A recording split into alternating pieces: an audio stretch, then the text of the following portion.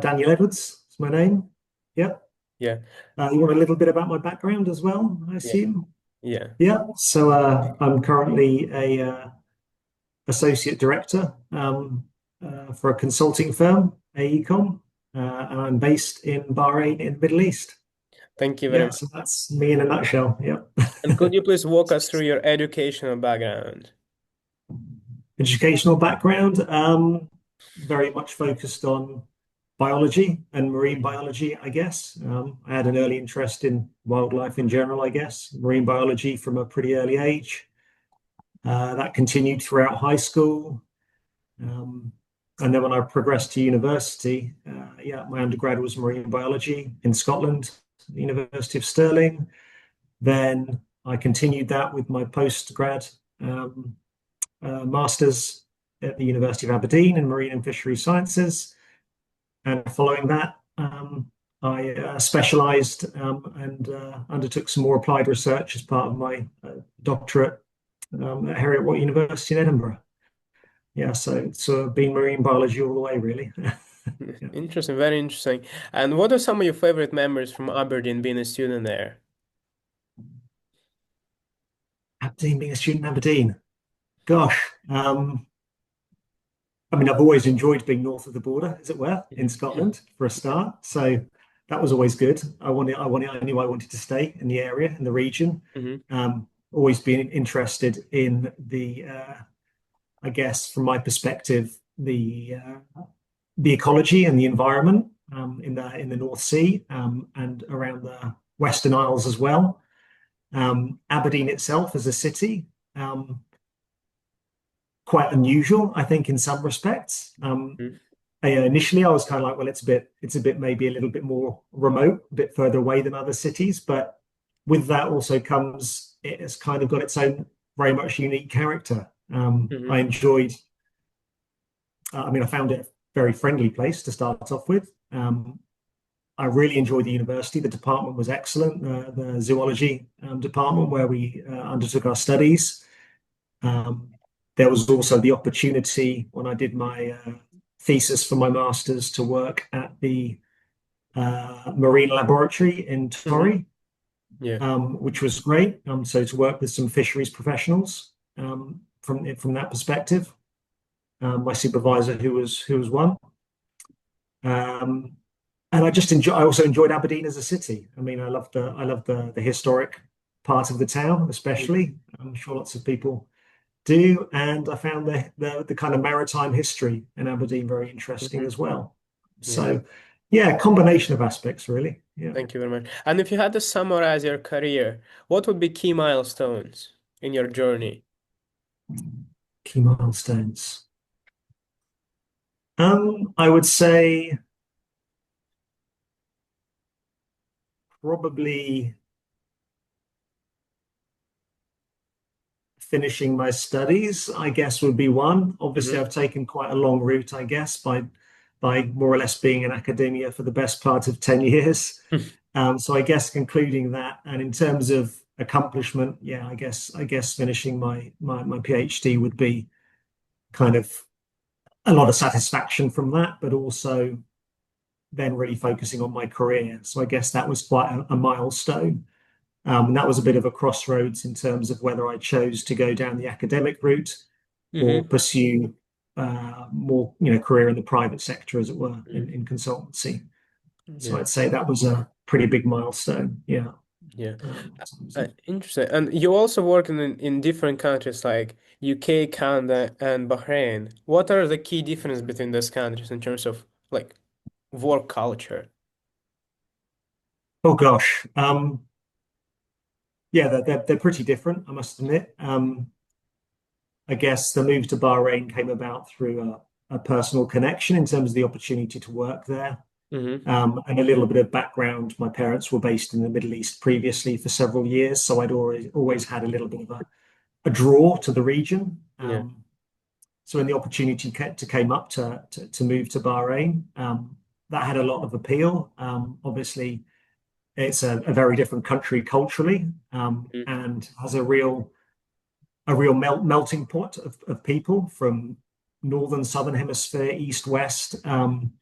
And so with that, obviously, comes a lot of diversity in terms of the workplace, in terms of how Yeah. things are done, Mhm. which was really interesting. I find that in Bahrain, where I am now, in terms of the kind of work I do myself personally, the culture is, there's quite a culture of working hard, I would say. Like the hours are maybe longer than in the UK and Mhm. Canada, certainly. Obviously, you get different remuneration in that respect, I suppose, as well. Um, I also work on projects throughout the Middle East, so my Mhm. role involves projects in Dubai, or the Emirates, Saudi Arabia, Qatar, um, and in some of the bigger cities. It's very focused, business driven. There's lots of clients out there you need to please, Yeah. and work for. So I think in terms of that aspect, the it's maybe you commit a little bit more time to the workplace, but I think also increasingly I've noticed the change over the past few years. There's a greater appreciation of a work-life balance, Mhm. especially post-COVID. So things have changed a little in that respect. But all in all, I've really enjoyed the experience, just getting to work with a range of different people, in terms of the diversity of projects and the opportunities for very big projects as well, Mhm. which they often, in terms of construction and development in the Middle East, quite challenging projects.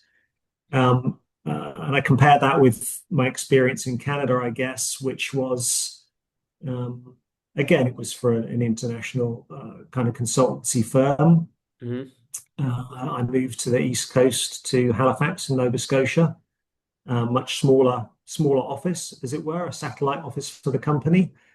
Um, the kinds of projects were more local, I would say, but equally there were different sectors I wasn't exposed to. So, for example, the pulp and Mhm. paper industry is huge in Canada, natural resources. So, I got some really good experience with completely different Mhm. areas. Yeah. So that was good. And then again, I felt something I think I realized that the work-life balance as well within North America was perhaps, um, a little bit more relaxed, let's say, than what I'd been used to, in Mhm. terms of it was just a very different approach. But I also think that was because I wasn't in maybe such a big bustling office, Mhm. working on the kinds of projects that were as demanding. Mhm. So yeah, I guess there was a little bit of a, allowance for the very different kind of environment. Yeah, Interesting. And what is your job and responsibilities now, and how does your typical day looks like? typical day. Um, I guess in the position I am now, it's more focused on management and technical oversight. A lot of what I do is managing a team, managing larger projects, but also being the kind of technical lead for those projects as well. So there's lots of emails, there's lots of meetings, Hmm. either with clients or internally with colleagues in other offices.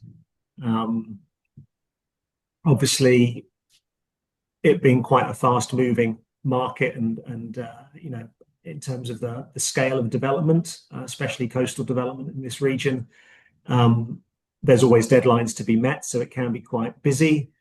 But I think, yeah, it's more office based than it used to be. However, because I do dive, and that's a big part of what we do for our surveys that we do as part of our job. Mhm. Um, and I do still get to get out into the field from time to time, which I really Mhm. enjoy. And that's an aspect I guess I miss, but it comes with, I guess, just career progression, Yeah. and becoming a little bit more senior. You maybe get less of the fun stuff to do because you need to meet your overall objectives for the projects that you work on. Yeah. Very interesting. And what would be your advice for students who are looking to get into a similar career as yours? What should they focus on while they're still at uni? At uni, I think trying to probably get as much experience as possible, maybe in different environments. For example, when I was undertaking my undergrad, I got to do an exchange with Stockholm University. So for Hmm. half a year, I spent at Stockholm. Um, and it was just good to get a different, be in a different place, meet different people, talk about maybe different topics in a slightly different way from someone else's perspective. Um, Also, the course we studied was actually on marine ecology in the tropics during that time, which isn't something that I would have done maybe necessarily on my undergrad when I was based in Scotland. So it gave me a bit more of a broader view. So that was really useful. If you get the opportunity to undertake any work during holidays, any work experience, or even um, diving work, for example, or surveying work. That's also like I'd really be an advocate for that. Again, when I was studying for my PhD, I was also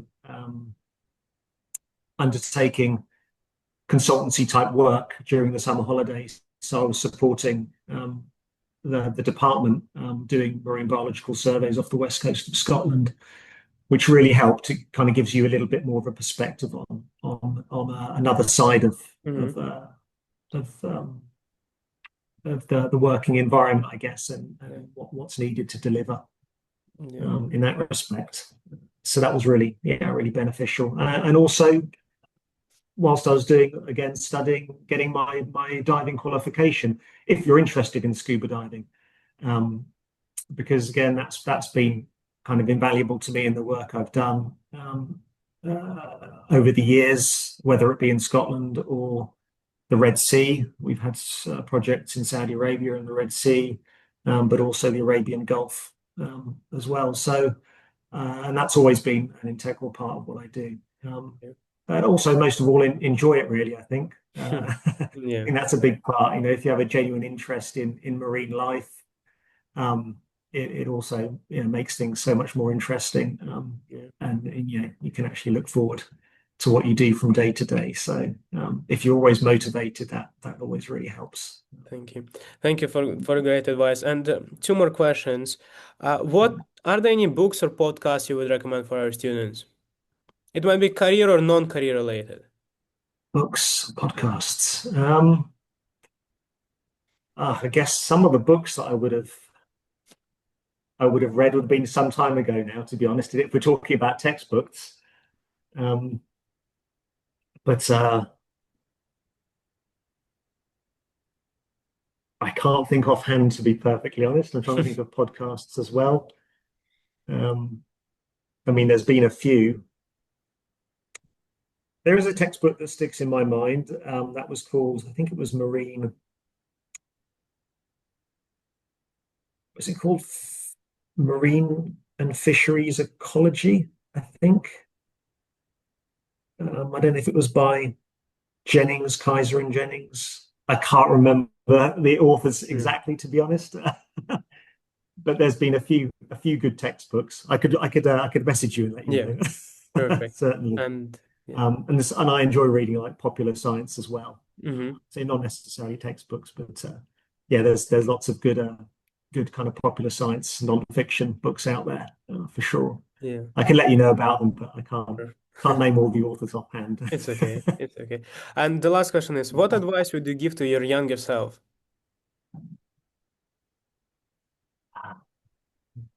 Let me think. Uh,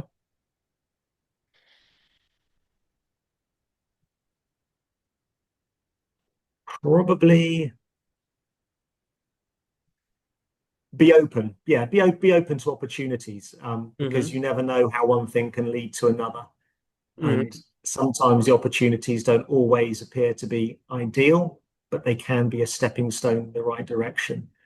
Um, and I think it's important to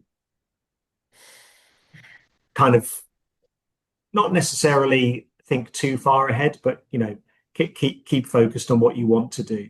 I mean, like I say, I spent a lot of time studying, and I took a year off between each of the Hmm. courses that I did, and I wasn't necessarily working on a job I was qualified to do in terms of related to marine biology, but I always kept my eyes open. I was looking for opportunities.